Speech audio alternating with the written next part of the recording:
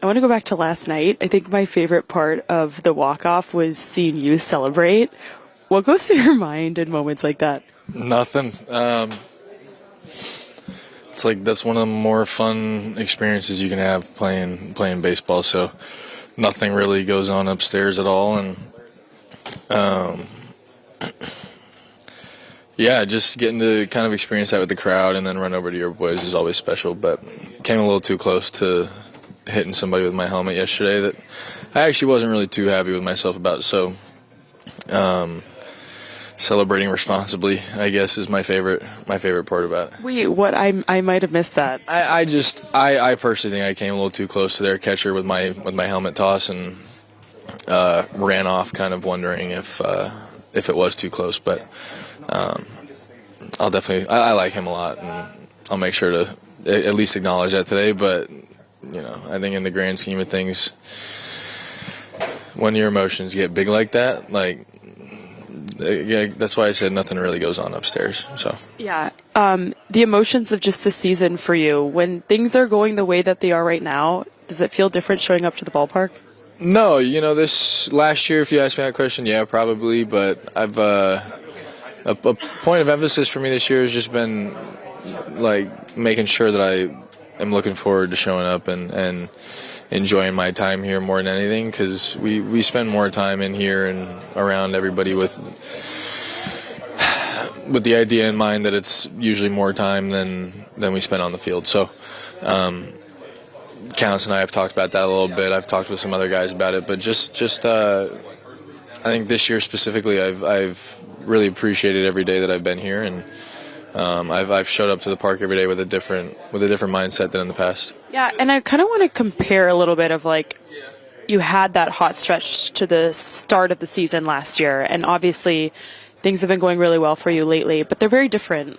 You're swinging a lot less, you're not chasing as much. I'm curious with the swing rate in particular, how aware are you of that, and how much a part of that was things that you've actively thought about? Well, I mean, as I've gotten hot, I've probably started punching out more, especially recently here. Obviously the Brewery Series, I had some big punchy numbers, and getting beat by good pitching is what it is. So I think swinging or not swinging is never really a question. It's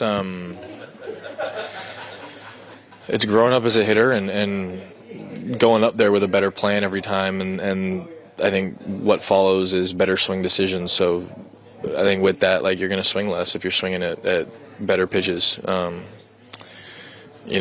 Picking counts that I really want to be aggressive in, picking counts that I don't want to be aggressive in, feeling out at bats. I don't think that's really been a thought. I'm definitely not taking that into the box with me. I think it's just a product of having a better overall plan going into each at bat. And I remember you telling me the advice from Bregman, part of your plan was a specific window and sitting really this is where I'm looking for a pitch. Is that still true? Yeah, I mean, yesterday was for the first couple of bats, but as I started feeling better, following that little conversation me and him had, I got a little looser with that idea. I didn't feel like I had to hold myself accountable to, hey, positive count. If you see spin or if you see wrinkle, then shut down. You're not allowed to swing. I think when I was feeling like I could handle those pitches, I was letting it fly if I saw it.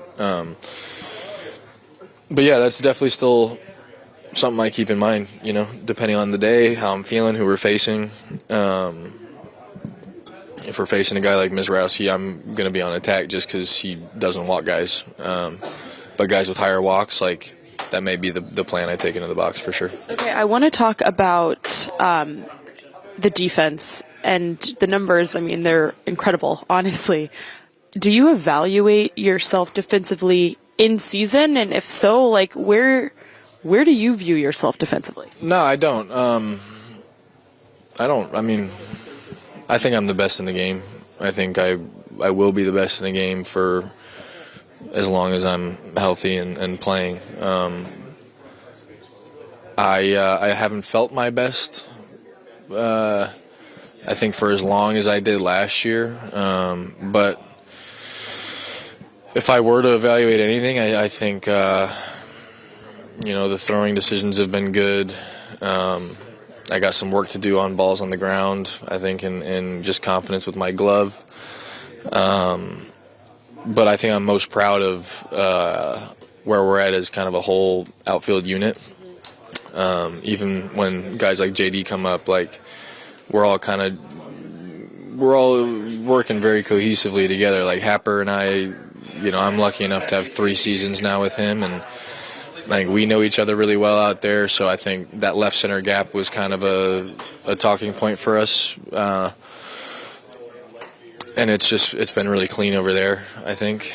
But 40 coming in, like the rotation of right fielders we've had have been awesome. So, no, I'm most proud of just the way that like I've been working with the 2 guys corner bordering me and the success that we've all kind of had as a group. Do you think about winning a platinum glove? Is that a goal of yours? Shoot, after last year, yeah, for sure. But it's not, again, like none of that is an everyday thought ever. Like it comes up in conversation like this, but maybe subconsciously I'm holding that against.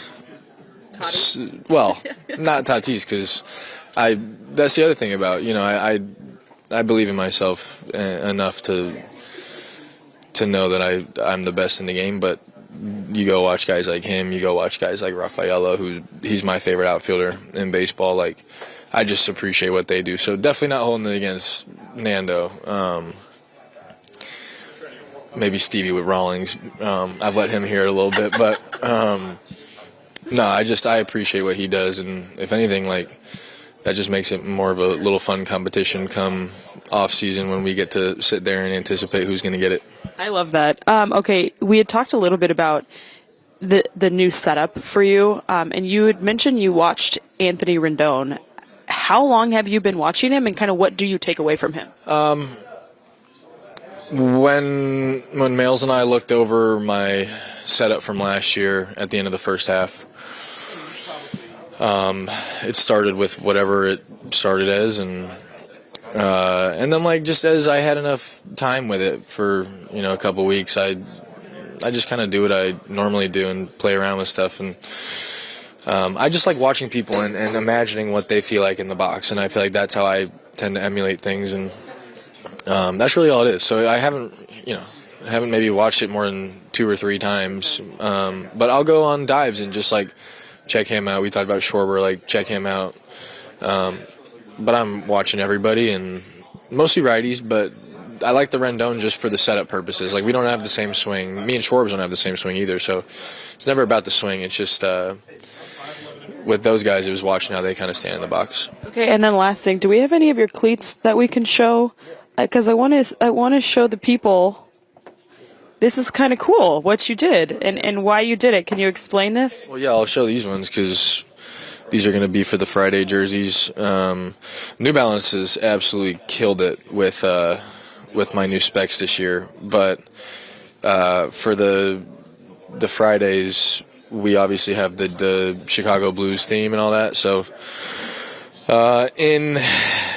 when asking what I wanted with like just fun extra stuff on the cleats, we talked about Navy Pier and just stuff that kind of represents Chicago. So we got the Skyline, and then we got a little saxophone and a guitar in there to, I guess, tie into the actual reason we have those jerseys. And I love them. Yeah, New Balance is absolutely, they've been killing it this year. So awesome. Really happy with them. Cool. Good stuff, Pete. Thank you. You bet.